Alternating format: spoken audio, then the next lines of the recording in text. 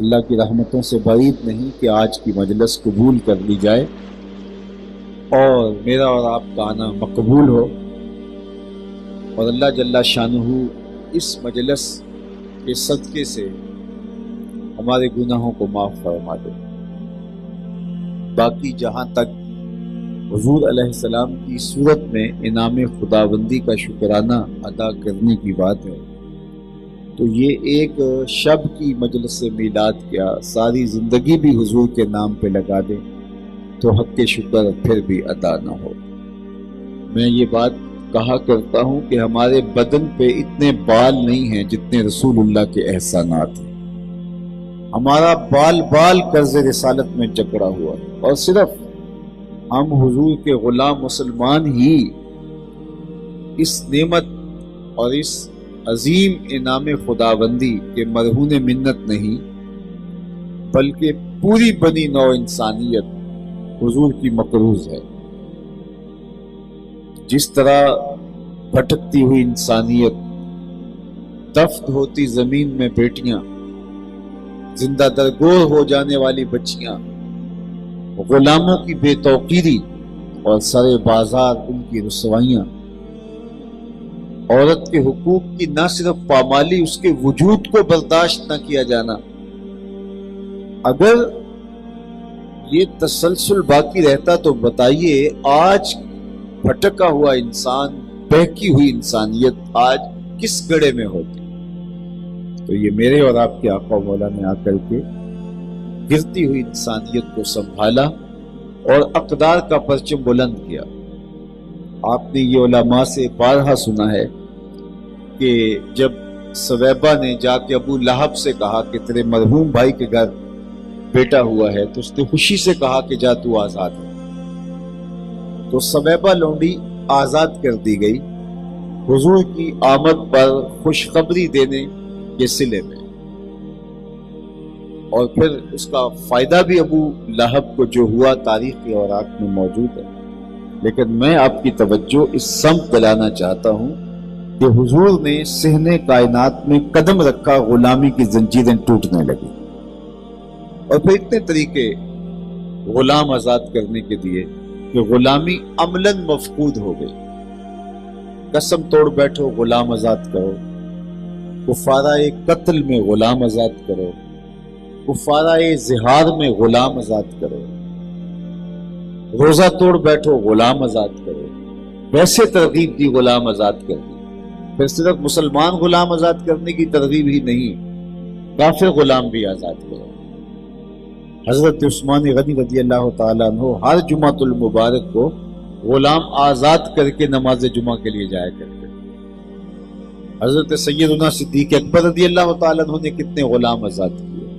صحابہ میں سب سے امیر آدمی حضرت عبد الرحمن بن عوف رضی اللہ تعالیٰ عنہ، انہوں نے اپنی زندگی میں 30,000 غلام آزاد کیے، 30,000 غلام، اور غلامی عملاً مفقود ہو گئی۔ آج دنیا کے اوپر آپ کو غلام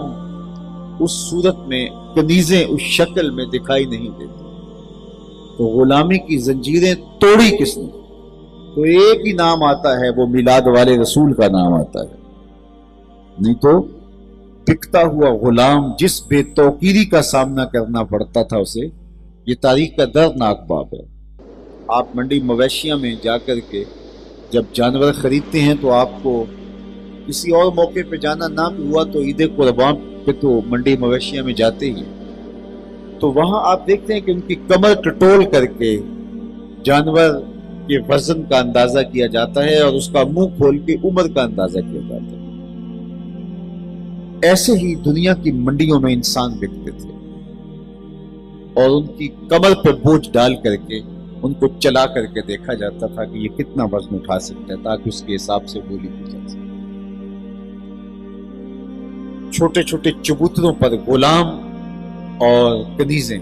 کھڑی کر دی جاتی اور لوگ ان کی بولیاں دیتے۔ تاریخ کے اوراق میں دردناک باب ہے، تاریخ کے اوراق سے آج بھی خون ٹپکتا ہے کہ دونوں سکے بھائی منڈی میں بکنے کے لیے آتے، اور دونوں غلام بن کر کے بک رہے ہوتے، اور ایک کو خریدنے والا آقا مشرق کی جانب لے کے جا رہا ہوتا اور دوسرے کا آقا اس کو مغرب کی جانب لے کے جا رہا ہوتا۔ دو مختلف شہروں کے یا دو مختلف ملکوں کے لوگ اس کو خرید کے لے جا رہے ہوتے، اور پھر وہ دو بھائی جو غلام بن کے منڈی میں بکے ہیں جب آپس میں جدا ہوتے تو ایک دوسرے کو پلٹ پلٹ کے دیکھ رہے ہوتے۔ ذرا اس درد کا، اس کس کا اندازہ کیجیے۔ تاریخ نے یہ دردناک کہانیاں بھی لکھی ہیں کہ ماں اور بیٹا ایک ہی منڈی میں بکنے کے لیے آتے ہیں۔ ماں کنیز بن کے بکنے کے لیے ایک چبوترے پہ کھڑی کر دی جاتی ہے، اور بیٹا غلام اور بردہ بن کے ایک چبوترے پہ کھڑا کر دیا جاتا ہے۔ دونوں کی بولیاں لگ گئی، مختلف لوگ آتے ہیں، کوئی کہتا نہیں مجھے نہیں پسند، گزر جاتا ہے۔ کوئی آتا ہے کہتا نہیں یہ قیمت زیادہ ہے، یہ اس قیمت کی کنیز نہیں ہے، مجھے کم قیمت اس کی کرو تو میں پھر وصول کرتا ہوں، اس کے اندر یہ نقص ہے، اس کے اندر یہ نقص ہے۔ ذرا تصور میں وہ منظر لائیے کہ غلام بن کے ایک چبوترے پہ بیٹا پردہ بن کے کھڑا ہے اور ساتھ اس کی ماں کی بولیاں لگ رہی، روح کانپ اٹھے۔ لیکن دنیا یہ منظر دیکھتی تھی، یہ روز تماشے منڈیوں میں لگتے تھے، پھر ماں کنیز بن کے بکتی اور بیٹا غلام اور بردہ بن کے بکتا، پھر دو مختلف آقا خرید لیتے تو ایک سمت لے کے بڑھتا اور ایک دوسرا آقا غلام کو دوسری سمت لے کے بڑھ رہا ہوتا۔ پھر اس ماں کی سسکیاں، اس کے آنسو اور اس بیٹے کی بےتابیاں کہ اس کی ماں کنیز بن کے بک کے جا رہی ہے اور وہ غلام بن کے بک کے جا رہا ہے۔ ذرا چشم تصور میں منظر لا کے ایک لمحے کے لیے سوچیں کہ کتنی دردناک کہانی ہوگی۔ اور غلام کی حیثیت کیا ہے کہ وہ آقا کے جوتے بغیر اذن کے چھو بھی لے تو آقا اس پہ بھی ناراض ہو جاتا ہے کہ تو نے مجھ سے اجازت کیوں نہیں چاہی۔ وہ لاکھ کہے جناب جوتے خراب ہو رہے، لیکن غلام کی یہ بات آقا ماننے کے لیے تیار نہیں ہوتا کہ تیرے اندر یہ بصیرت کہاں سے آئی۔ اقبال نے کہا تھا غلامی کیا ہے ذوق حسن و زیبائی سے محروم، جسے زیبا کہیں آزاد بندے ہیں وہی زیبا، بھروسہ کر نہیں سکتے غلاموں کی بصیرت پر کہ دنیا میں فقط مردان حر کی آنکھ ہے بینا، پاؤں میں بیڑیاں ہاتھوں میں زنجیریں اور منڈیوں میں بکتے ہوئے انسان۔ ایک زمانے میں میں زنزیبار میں گیا جہاں پورے افریقہ سے لوگوں کو غلام بنا کے بیڑیاں ڈال کے اس جزیرے میں لا کے جمع کیا جاتا، تو آج وہاں غلام تو نہیں ہے، لیکن وہ جگہیں جب گائیڈ دکھا رہا ہوتا ہے کہ یہ جگہ ہیں جہاں غلام باندھے جاتے تھے،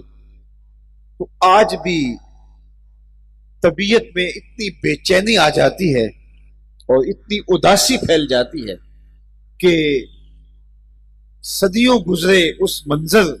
کا تصور روح کو اداس کر کے رکھ دیتا ہے، لیکن عملاً جب وہاں سے غلام پوری دنیا کے لیے سپلائی ہوتے ہوں گے اور وہ چیخیں مارتے ہوئے ماں بیٹی سے جدا ہو رہی ہے،